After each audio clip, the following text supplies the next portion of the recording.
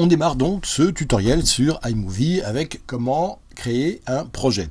Alors dans iMovie, la bibliothèque des projets, ici, vous voyez ici, liste en fait tous les films que vous êtes en train de faire ou que vous avez fait dans iMovie. Alors il y a deux cas de figure, soit on est sur la bibliothèque des projets avec la liste des projets, soit on est sur un projet, parce qu'on a cliqué par exemple là. Si je suis dans un projet comme ça, je vais revenir à la bibliothèque, je clique sur bibliothèque. Si je veux aller dans un projet, un autre, je double-clique dessus, je vais sur le projet. Je reclique sur bibliothèque des projets, je reviens sur l'ensemble des projets sur lesquels j'ai travaillé ou sur lesquels je suis en train de travailler dans iMovie. Vous voyez ici, il y a la bibliothèque des projets, et ici, il y a la bibliothèque des événements. Enfin, ce qu'on appelle les événements, c'est les rushs, c'est les ensembles de plans, c'est les images dont vous disposez pour monter vos films. On peut intervertir les deux, vous voyez ici. Hein, je vais, hop, pium, tout ce qui était en bas va en haut, et tout ce qui était en haut va en bas. Alors, ça dépend sur quoi on est en train de travailler, la disponibilité qu'on a, mais enfin, voilà, il faut savoir, on peut changer les choses de place assez simplement, et c'est parfois assez pratique. Pour créer un nouveau projet, si je veux monter un nouveau film ici, j'appuie sur le petit plus ici. On me demande donc nouveau projet, est-ce que vous voulez un thème particulier que iMovie propose, est-ce que vous voulez faire une bande-annonce. Là en l'occurrence je veux créer un projet non de rien du tout au départ, sans prendre aucun modèle, donc je l'appelle CPUB 10 ans. On va reparler de la fête des 30 ans, des 10 ans de pub de Culture Pub. Écran panoramique, donc 4 tiers ici. Et hop, 25 images secondes parce que c'est mon standard. Et je le crée ici. Autre chose, des fois, on a plusieurs projets de films qui se rattachent au même dossier. Là, par exemple, j'ai un teaser sur la fête de Culture Pub. Et ici, j'en ai un autre de montage de la fête de Culture Pub un peu plus long. Donc, si je veux les regrouper dans un même dossier, je fais ici nouveau dossier. Le dossier, je l'appelle CPUB. Je le crée et je vais rassembler les deux dans le même dossier.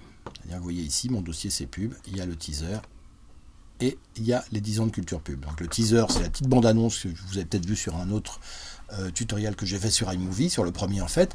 Et puis voilà, là ça va être le montage proprement dit de cette fête qu'on va voir dans iMovie ici. Autre chose à savoir sur iMovie, iMovie sauvegarde automatiquement le travail effectué. Donc lorsqu'on ouvre iMovie, le projet en est au point où il a été fermé la dernière fois.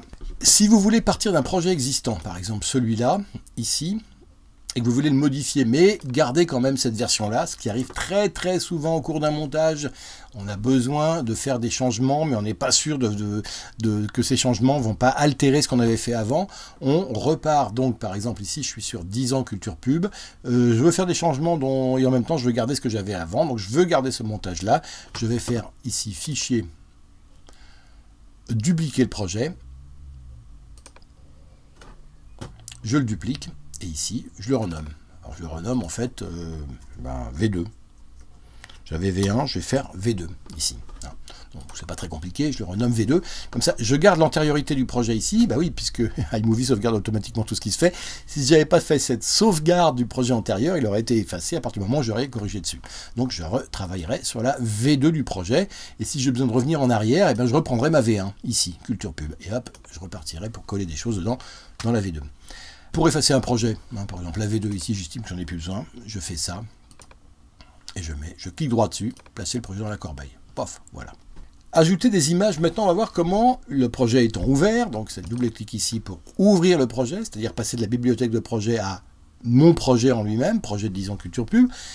Une fois que je suis dedans, si je veux y ajouter des plans ou des bouts de plans, comment je fais? Eh ben, je vais chercher ici dans la bibliothèque d'images et je rajoute au fur et à mesure. Vous voyez déjà, en orange ici, c'est tout ce que j'ai mis déjà. Vous voyez, ici, ce plan-là, c'est le petit bout orange que j'ai pris ici. Alors maintenant, je vais descendre dans la bibliothèque des événements, à l'endroit où je vois que je n'ai pas encore travaillé, c'est-à-dire où il n'y a pas encore d'orange.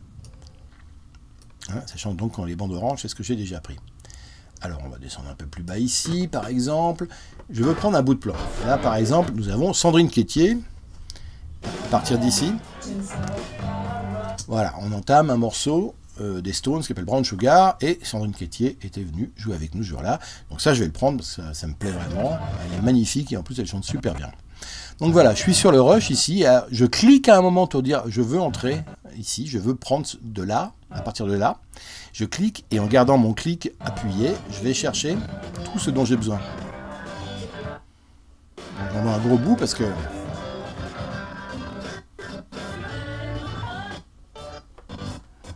Voilà, je vais prendre carrément 30 secondes jusqu'au refrain.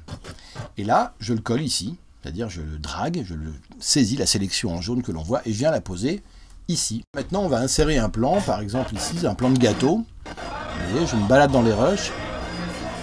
Voilà, et je veux l'entrée de Christian Blachas ici. Il va vers le gâteau. Voilà, je veux cette partie-là. Donc je me mets au début, juste avant qu'il arrive. Hein, je repère bien l'endroit. Je clique maintenant sur mon plan, ici, dans la bibliothèque d'événements, dans les rushs, dans les images de départ. Et je drague jusqu'à l'endroit du plan où il sort, comme ça. Voilà, le mouvement. Et cette sélection, je viens la coller à la suite de mon montage, hein, là où j'en étais resté. Et je relis maintenant mon montage pour voir où il en est. Et voilà. Donc pour le moment, j'ai ajouté un plan ici. Notez que ce plan-là, je vais l'effacer. Le même, que je vais reprendre ici. Donc je le resélectionne. Christian rentre, hop, il sort. Je veux le placer au milieu, par exemple. Je veux le placer ici, entre ces deux plans. Et ben je le prends et je vais le placer. Au lieu de le placer où je l'ai mis, je le place entre ces deux plans. Il vient s'insérer, vous voyez ici, je relis ici.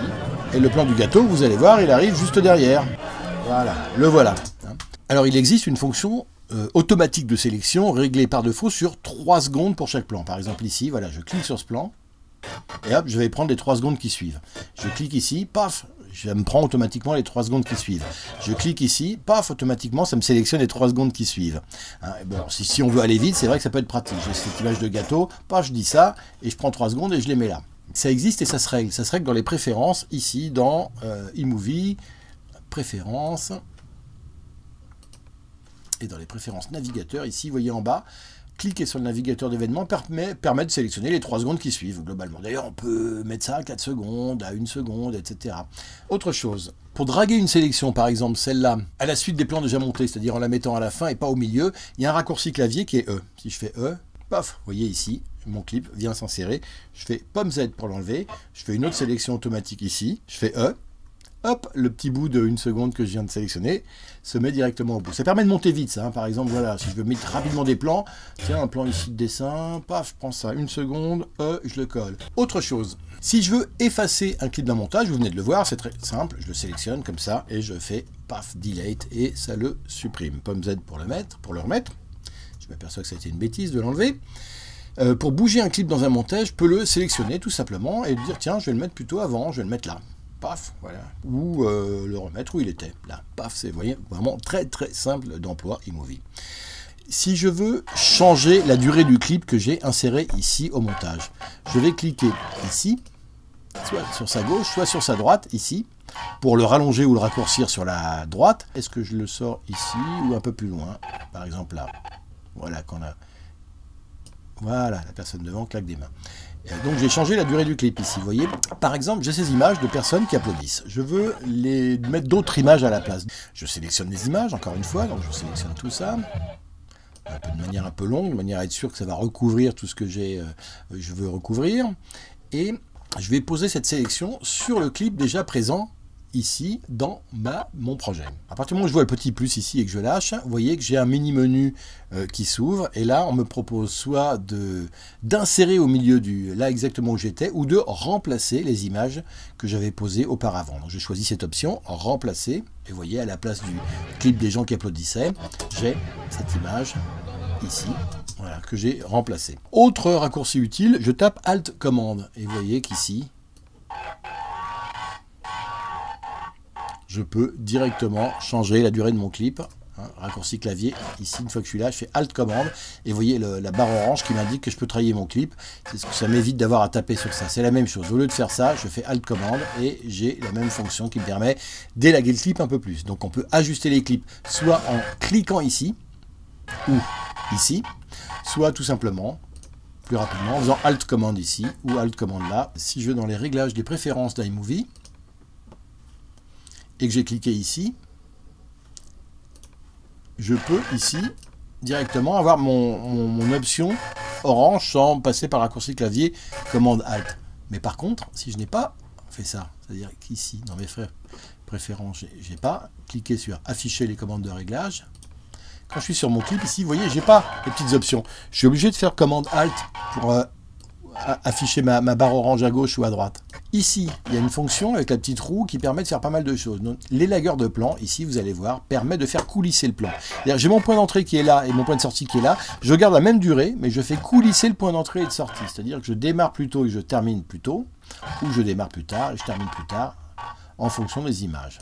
Vous voyez ici, j'ai fait coulisser le plan en utilisant la fonction ici, élagueur de plan.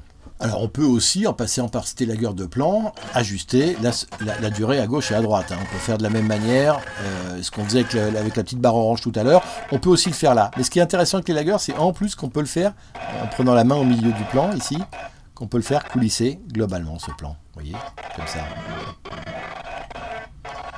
Voilà. Alors pour lire le projet ensuite, il suffit de se mettre à un endroit et d'appuyer sur la barre espace. Il ne faut pas se mettre sur un clip, il faut se mettre n'importe où ailleurs, par exemple ici, un endroit au-dessus un petit peu, et j'appuie sur la barre espace. Il ne faut surtout pas cliquer, si on clique on sélectionne un clip, et là c'est lui qu'on lit en permanence. Barre espace, je vais ailleurs, ici, je lis où j'en suis, paf. Ici, je veux savoir où j'en suis, je lis en appuyant sur... Ici, je veux savoir ce qu'il y a ici, voilà. J'appuie sur la barre espace, je lis en vitesse normale, hop, j'arrête. Alors pour lire depuis n'importe quel endroit en plein écran, mettre la tête de lecture sur le point où on veut commencer à lire, et là, faire pomme G. Et en plus, c'est le seul mec à M6 de la chasse. Et voilà, et faire escape pour revenir avant. Si je veux lire à partir d'ici, je fais pomme G.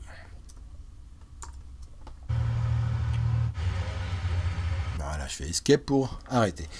Voilà, dans le prochain tutoriel, on verra comment mettre des transitions entre deux plans, que ce soit sur l'image ou sur le son, pour que les passages d'un plan à l'autre soient plus fluides, soient plus sympas. Voilà.